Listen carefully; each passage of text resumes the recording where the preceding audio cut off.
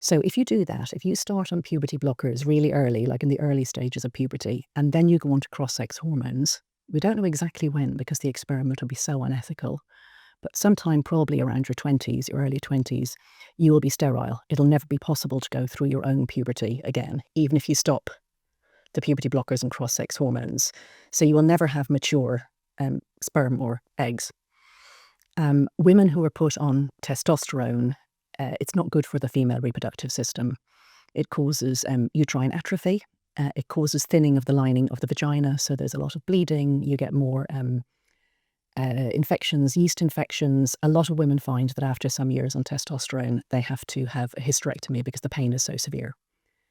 And the boys, it causes shrinkage of and damage to the testicular tissue. So even if you came off, even if they're talking about doing counselling the kids about fertility. I mean, they're talking about counselling kids of 10, 12 about fertility preservation.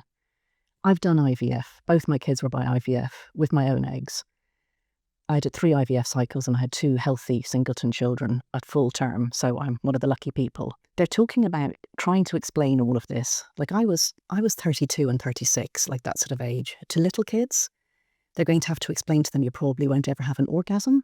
I think anyone who's talking to kids of 10 and 12 about orgasms really needs their hard drive checked. And anyway, suppose you wait for long enough to get fertile, like usable, storable eggs or sperm, and then you grow up. Like, what are you going to do with them? Especially the eggs. If you've had your womb removed, what are you doing with these eggs? Are you looking for a surrogate? That's not easy. It's a fantasy pathway.